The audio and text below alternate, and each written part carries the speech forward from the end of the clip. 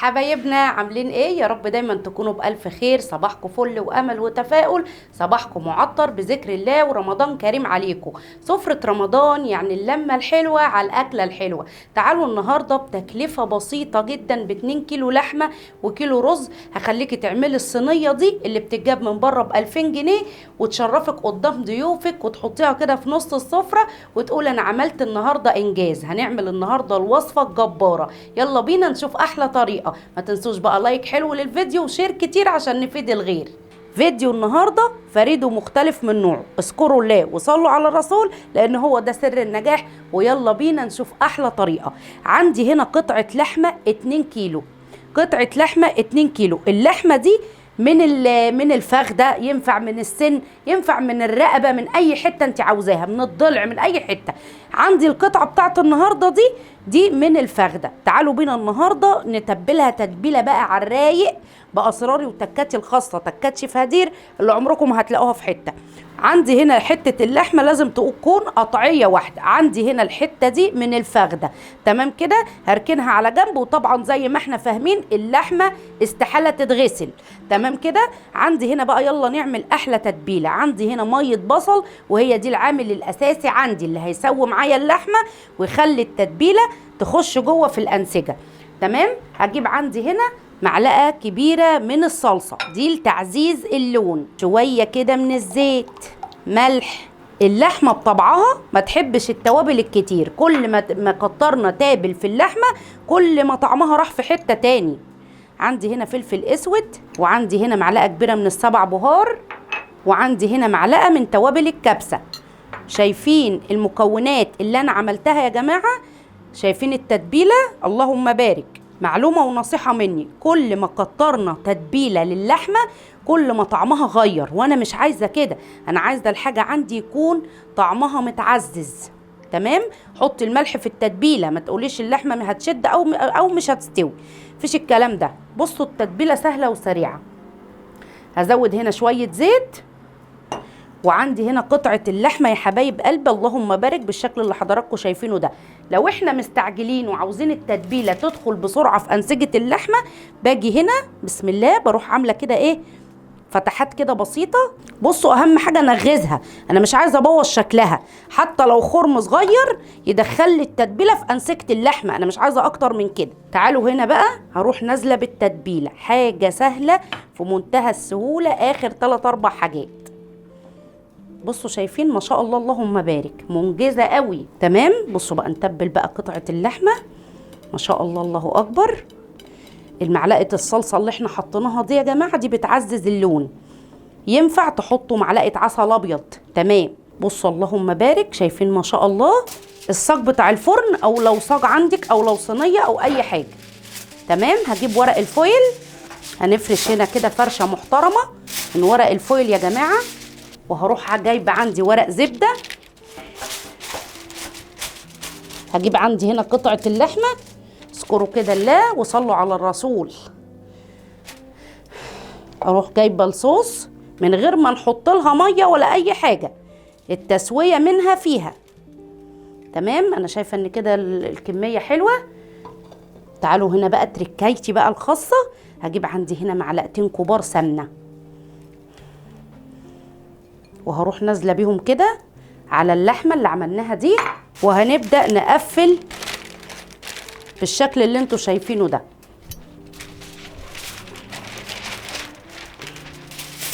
نقفل بالفويل، لازم نقفل يا حبايب قلبي كويس زي ما حضراتكم شايفين كده. نكمر قطعه اللحمه دي كويس مع الفويل وورق الزبده عشان نضمن بس نتيجه التسويه كويسه. طب طريقه التسويه ايه يا شيف هدير؟ بصوا حبايب قلبي، لكل كيلو لحمه اديله ساعه في الفرن، تمام. لكل كيلو لحمه اديله ساعه في الفرن. طبعا كلنا عارفين ان لما بنعلي النار على اللحمه الانسجه بتنشف من جوه وما بتبقى مش لطيفه. بنهدي، كل ما هدينا النار على اللحمه كل ما استوت معانا وبقت زي الزبده. هحط القمر اللي عندي ده نص ساعه على درجه حراره 200. بعد كده هنزل درجه الحراره 180 او 170 لمده ساعتين كاملين، يعني هنديها ساعه ونص. نص ساعه على درجه حراره 200، ساعه ونص على درجه حراره من 180 ل 170، وبعد كده هتكون استوت معانا هتفتحي الفويل هتلاقيها اللهم بارك. هندخلها بقى كده دلوقتي في الفرن في الرف الوسطاني.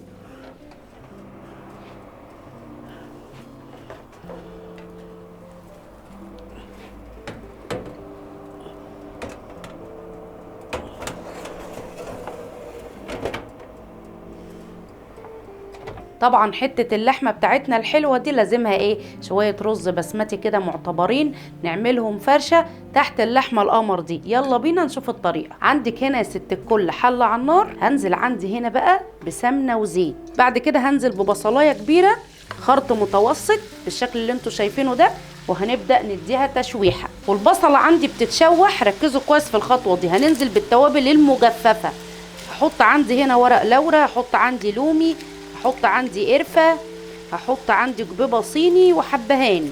ننزل كده بكام فص قرنفل، بيدي طعم خطير وجبار للرز البسمتي.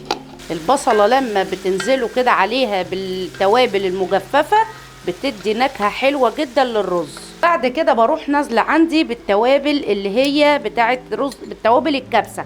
هنزود معلقه من الكركم، معلقه من الفلفل الاسود، معلقه من السبع بهارات، مكعب مرق الدجاج، وهنبدا نقلب بقى التوابل زي ما انتم شايفين كده. بعد كده هبدا اجيب الميه اللي بتغلي وهروح نازله كده بالميه، تمام، معلقه ونص كده من الملح. تعالوا هنا بقى للرز البسمتي. الرز البسمتي حبايب قلبي نوعين، نوع سايب عند العطار والنوع التاني مغلف، تمام. النوع السايب اللي عند العطار ما بيتنقعش، حلو كده، تغسلوه وتعملوه على طول زيه زي الرز المصري، بياخد نفس معيار الرز المصري.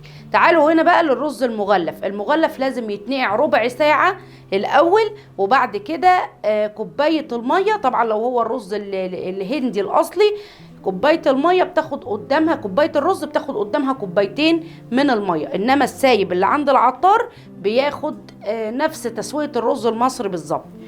هنشوف بقى الاضافات لحد ما الميه معانا تغلي. بصوا كده بقى، اول ما تشرب وطيت عليه النار ما شاء الله، ونسيبه لحد ما يستوي. بصوا اللهم بارك، الحبه بحبتها اهو.